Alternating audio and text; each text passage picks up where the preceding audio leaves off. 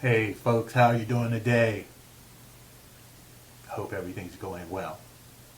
This is going to be a nice little story that I will read to you, written by me, Om Prakash Gilmore, that you can find on Vocal.Media. The title of this is Enemy Territory.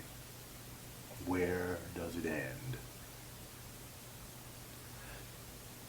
I love to watch a sunset, Mary, and I said. I turned. She wasn't even watching.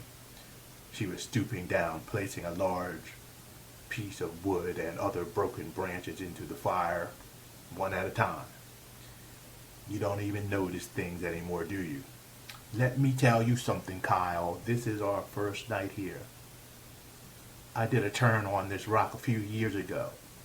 You don't know what to expect. The temperature's going to plummet as soon as the sun drops below the horizon. That's a surprise to me. It was so hot this afternoon I thought we were going to roast. I almost got sunburned. I looked down at my hands to make sure there was no permanent skin damage. My normal beige color had turned to chocolate.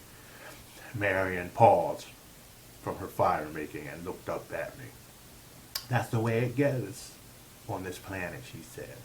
Like I said, you're not used to being here, so get the thermals out of that big trunk you've been carrying all day. Get ready to put them on. In the meantime, she stood and took another glance at the fire before turning to me. I'll get the cold weather pot and build it over the fire. It should hold in enough heat to keep us warm all night with the blankets we have with us. She walked over, opened the large trunk she had been carrying. It wasn't really a trunk exactly, neither was mine. They were more like a combination of a trunk and a backpack. If you can imagine putting a cushion on the bottom of a trunk and strapping it to your back, you got it. We had specialized smart suits that helped enhance our strength and abilities, so carrying such things wasn't impossible. But these were not the top of the line suits. They weren't as weather resistant as the other ones, nor did they aid us as much in lifting capacity and movement. We could have just about flown in the newer suits, but they were reserved for the special forces in the secret space program. Iron Man type soldiers, if you can believe it. I found it difficult to believe myself. Somehow we ended up having to land on this planet, one of the worst planets in the solar system because of its temperature swings and extreme weather, because of a break in the airlock seal from a little pebble-sized meteor. Something was wrong with the shield generator, and no one took the time to fix it. We landed hard and had to ditch the ship in case it got spotted by the enemy. We loaded up the emergency packs and got out fast.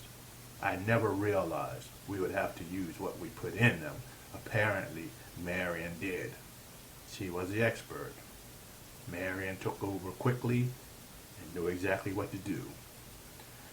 I thought I wouldn't make it after we left that ship, tromping through all of that heat, carrying heavy backpacks full of all of this stuff, especially climbing up a mountain with it. I wanted to drop it off at the bottom when Marion told me that we needed to take it with us. I thought she was just crazy. And here we were on top of a small mountain on a strange planet, looking out over the horizon with not a stitch of wind or moving air. It was hot as hell, but a lot cooler than in the valley. She got us up there as quickly as she could, but now she was building a fire. She said we needed fire blocks, winter coats, heavy boots, and a thermal tent. And there we were, standing in the middle of a desert with the temperature almost 130 degrees Fahrenheit. I had no argument. As I said, she was the Marine. I was just a war correspondent looking for a new story. I still don't understand why I took this job. In actuality, I do. I love to travel. I'm hooked on traveling and adventure. What better adventure than being in the middle of a war? We go into the battles, we shoot pictures, we make mental notes, we write, and we try to get some sleep at night after seeing all kinds of atrocities. But in between the battles and the wars, there's a camaraderie that you can't imagine between us and the soldiers. The travel is part of the job, and the travel in between the wars is what you do after you get paid. Nothing is more pleasurable than staying in a beautiful, peaceful place after seeing the horrors of war. I removed 2 thick, heavy coats and 2 very thin blankets that were supposedly thermal blankets made out of the lightest material possible. Why were the coats so heavy in that case? Save money. In Marion's pack, she had a very light nylon-looking tent. No telling what it was made of. Water, some fire blocks, and a small solar charger for radios and communication devices, and of course a few charges for the plasma rifle she always carried slung across her shoulder. I carried the coats over and set them near the fire. Not so close, not so close. We want them outside the tent. I moved them back. She unfolded the tent and I helped her put it up over the fire.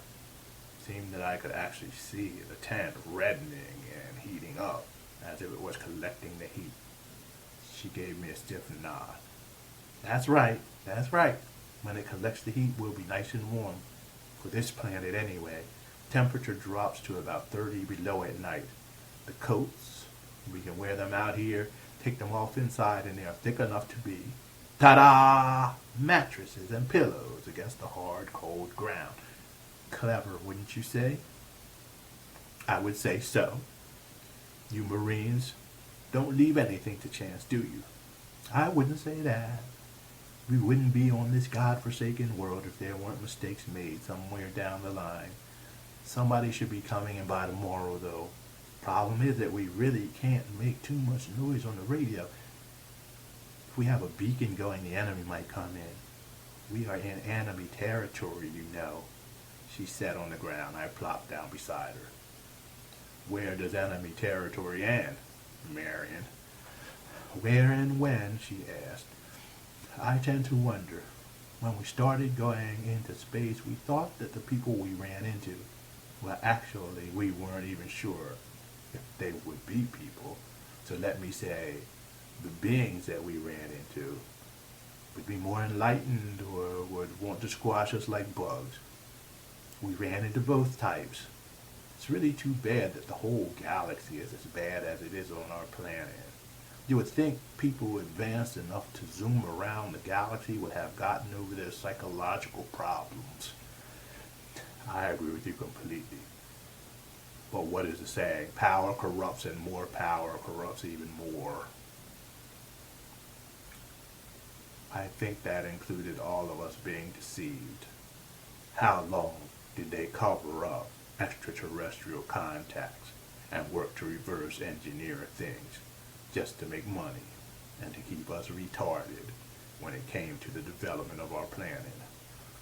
Then suddenly all of this stuff came out and we could get into space like that. I snapped my fingers. They said it was because the leaders were hoping that we would find a more peaceful world. They lied. They were just wanting to find more resources for an overpopulated world that has squandered most of theirs. They knew that violent races were out here because they were out here fighting them all along. After everything was disclosed, we finally became a spacefaring race. But we still ended up at war again. Well, some of us are soldiers, aren't we? We are in the thick of it, carrying out the wishes of the raiders of undeveloped planets. We didn't have enough sense to know that even the burned out ones are claimed by large federations, so here we are. Well, I'm not a soldier. Might as well be one. You're always right here in the middle. You get paid well, and you even carry a gun, don't you? Just in case. Yeah, just in case. If you leave that gun in your holster when I get attacked, You're going to have some answering to do if I survive. And it's the same with everybody. When those bullets start flying, you know you have to be ready to fight. To be ready, I said. Paid for fighting, Marion said with a grin. I had never thought of it that way. I figured I was paid for reporting. She had an interesting way of seeing things. There was a lull in the conversation. The sun had just dipped below the horizon. Marion got up, walked over, and snatched up her coat. I followed suit. We stood beside the tent, putting them on. Believe it or not, they were rather warm. The temperature had already dropped drastically, but had not begun to go as low as it would. I only hoped the thinsulate lining of our suit pants would keep our legs warm. They had been as hot as hell a couple of hours ago. The expensive suits would have had built-in cooling and heating units. A streak of light shot across the horizon, looking like a shooting star. Just then, it looked as though it would hit the ground. It hovered and slowly descended to the ground. The temperature began to drop even faster as Marion grabbed her plasma rifle and found a spot near the outside of the tent. I could see my breath and began to need to rub my palms together. Looks like a Borean ship. You better go inside, dear. I don't think we have gloves. Oops, she smiled. You gonna be all right? I have a sidearm. Oh yeah, take it with you. I have enough sense to come inside when it gets too cold. That's what I'm really worried about. They won't be traveling during the frigid hours. I guess we can take turns keeping watch. That's okay, you're a reporter, remember? I'll put the motion detector on and it will let me know way out if somebody's coming. You go inside and get some sleep. I unzip the door. Remember to take that coat off. That coat is too heavy and you will be unbearable in there with all of that heat. We don't want you to sweat and wet up the inside of that coat. Sweat is your enemy in temperatures like this. I stepped inside. It was warm inside, not hot, the way I expected after watching it heat up, which informed me how cold it was outside already. I took the coat off and laid it out like a pallet, using the hood somewhat like a pillow. I lay down and pulled up the thin silver blanket over me as I shivered, wondering how good all of this could be for my health. Surprisingly, the crappy-looking blanket heated up quickly. I lay down relaxing, looking up at the struts at the top of the tent. Smoke from the fire rose up through a hole at the top. I wondered why I was there and what would become of me. Apparently, the enemy had found us. We didn't know what to expect. We didn't even know what type of enemy they were. We had never seen Boreans. There were actually conglomerates of various planets consisting of different types of beings working together as allies who were fighting what they called the final conflict. I had heard that plenty of times, and it never was. We had no idea what these beings would look like, their weaponry, or what type of powers they had that would be normal for their species.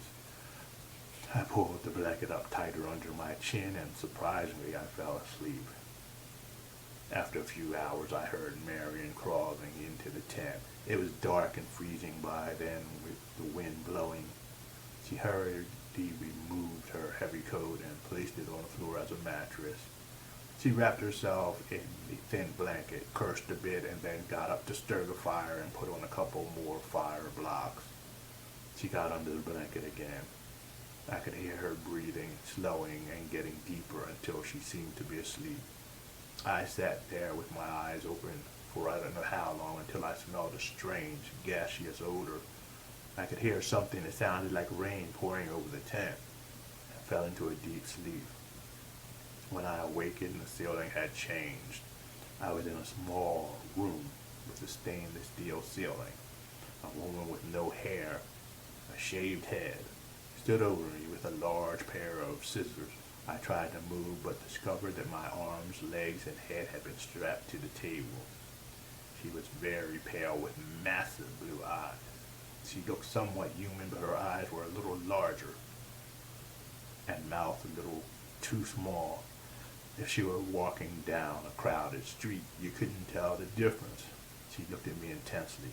I felt as though someone, somehow, gripped my mind.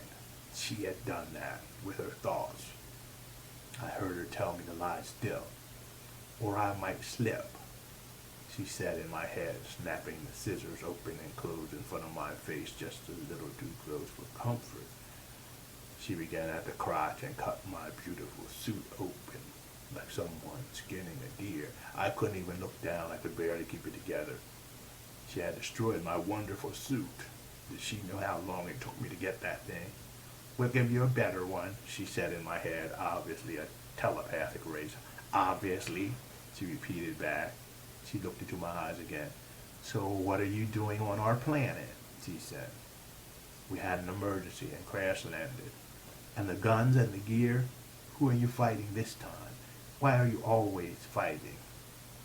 I had no idea why we were always fighting. I'm a reporter, not a soldier. I report on what I see so that people back home know what's going on. And they are all right with the fighting, the dying, and clamoring for resources you don't need, are they? You'd be surprised what human beings are satisfied with, I thought. I couldn't believe I was having the conversation with the enemy in my head. The enemy is inside of you, a smooth voice said. She snapped the scissors open and closed.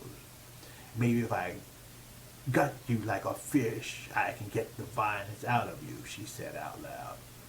Hold on there. A man in a silver uniform stepped forward.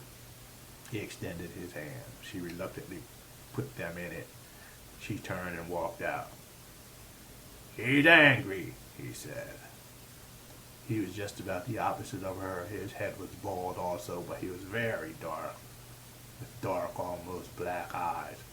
He pulled up a stool that had been sitting somewhere. I couldn't see anything because I couldn't turn my head. He released the strap holding my head down. People tend to get a little angry when their relatives get blown to pieces, wouldn't you say? He sat down. Yes. Is this telling the truth, some type of torture? He grinned. No torture. Just telling you why you almost got cutted like a fish. Did you think Renthro was joking? A little. She didn't seem like the type. What type is that? A ruthless monster. I don't think you should be talking about ruthless monsters. I really don't. Who told you to come out here trying to steal planets and resources because you wasted your own? There are plenty of resources where you come from. Enough in your own solar system to last your planet 1,000 lifetimes. What are you doing in space? I don't know. I'm just a newspaper reporter. You act as if the people on my planet have a say-so in this matter. I'm not in charge of the military or the government. When it comes to war, they do what they want, and everybody has to just believe that they're doing it in the interest of preserving our health and well-being. Because it is much easier to do that unless you want to end up in a jail cell somewhere. So this is what you are fighting to defend or expand. No. I tell people what's going on. I'm a reporter. If I can get the message out about what is going on, I can build the public pressure to maybe push to change it. I'm afraid that would be impossible now, though. We are allied with people with their own agendas. Some of our leaders have their own agendas. We the people can't do anything. If we as a planet decided to pull back, I'm sure that our own allies would come in and take over the planet. Who wants the death of billions of people in their hands? Your planet already has that on its hands. I can't do anything about it. You can. You can defect. excuse me, defect to a side doing the exact same thing in the other direction? Is that it? No. To a peaceful regime where there are no wars. To a place far beyond what your species can even imagine. There are beings so advanced that war is not even a consideration more. They're closer to the center of the universe. We call them first evolvers. They have much power and wisdom. We are part of their group. They call themselves the Imperial Ones. That is what I'm talking about defecting to.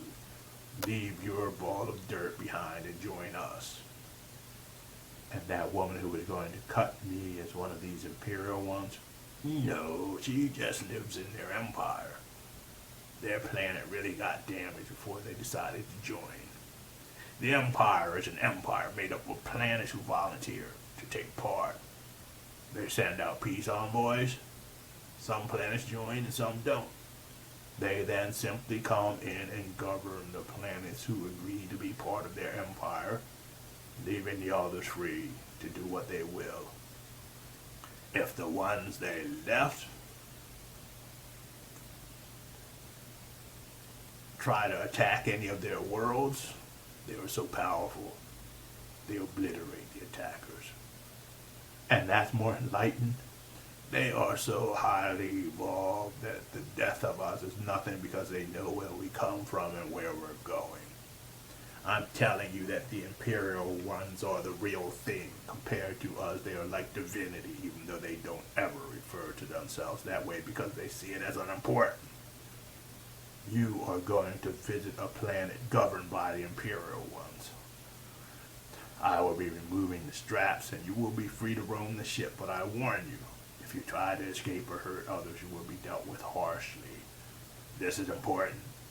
These are important. Imperial Ones may be the only ones to stop this war for you and your people.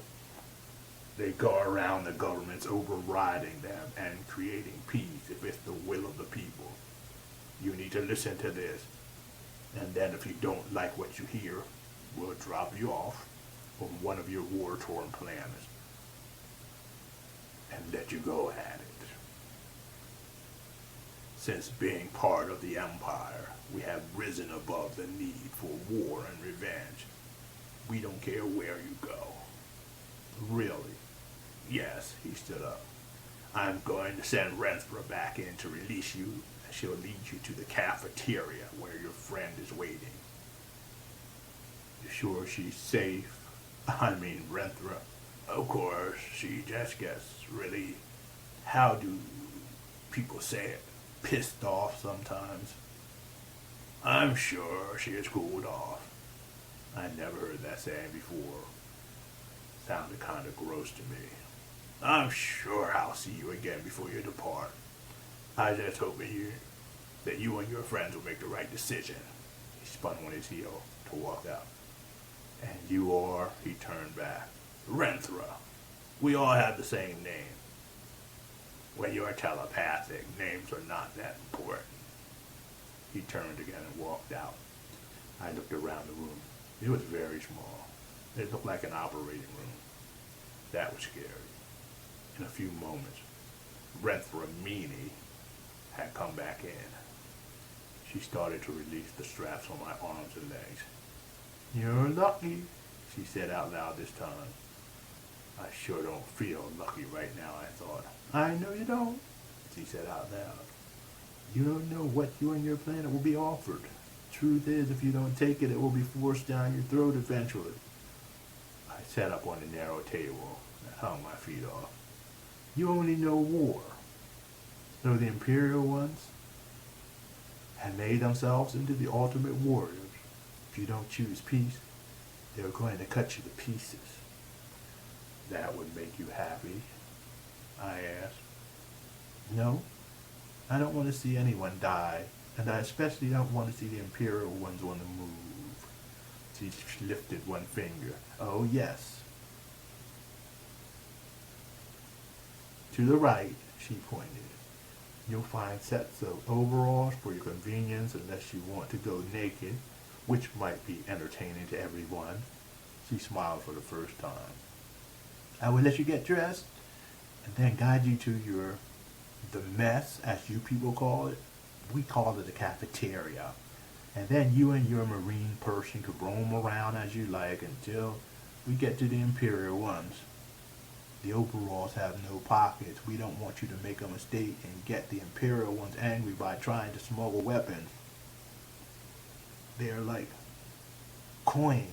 1 second loving and caring, but when they flip, you don't want to be around.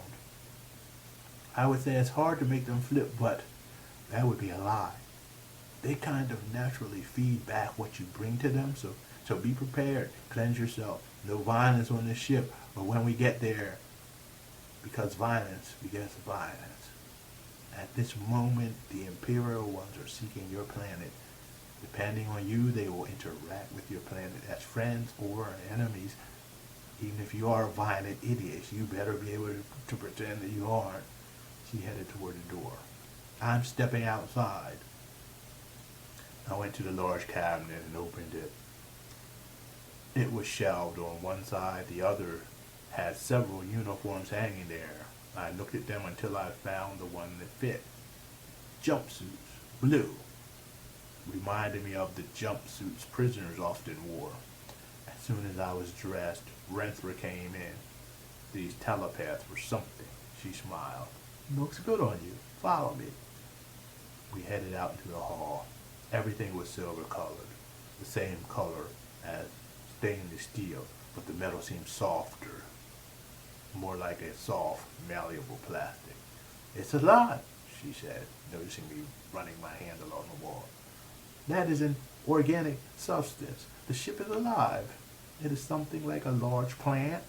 We grow them and then we implant technology surgically when they are grown, but they're still alive. She seemed more relaxed and friendly for some reason. You'll learn more when we become allies. Who said that would happen? The Imperial ones. Didn't Renthra tell you about them? Yes. I guess you didn't believe him. He wasn't exaggerating about the Imperial ones. Once a planet or small empire catches their attention, their fighting is over, if they want it to be. Sometimes if they don't, believe me, your planet will join. My planet joined a long time ago. At the time, we were at war with each other. Then when we started reaching out in space, we aligned ourselves with warlike planets. We had to be warlike. Once they noticed us to survive, and we were like that anyway. The corporations were in charge. Our minds had been being dulled so long that we had been indoctrinated with one false religion or the other so long we couldn't develop our natural potential as a species. Before the Imperial ones came. After the Imperial ones, we began to develop and grow. Our abilities just came as the natural result. Telepathy, second sight, psychokinesis, all of the type of gifts that were latent and stifled because of the mental change began to blossom now. Here we are. Where is your planet? It's a very small corner of the galaxy we call the Milky Way, because from our planet it looks like a large river of stars full of cosmic dust as you look out across the edge of it. We are the third planet from the sun called Earth by the native people. People call us Boreans, which we are since we joined that federation. But we call ourselves Earthlings. We have been known by that name locally for thousands of years. We hope that you will join us and to enjoy a lifestyle that has advanced to the point where war and violence is no longer necessary, and where everyone is entitled to life and liberty and the pursuit of happiness. High ideals. She shrugged. That's just the way we live on Earth. It really is. That's the story for today, friends. Remember, that's just the way we live on Earth, or it might be in the future. To learn a little bit more, you can go to the link below and read some more of our stories. And you can visit our website to see some of the other stuff we're doing. We'll be making more videos soon. It's always good to be with you on this YouTube channel. Please subscribe, hit the bell, so you'll know when we put something new up. Namaste, folks.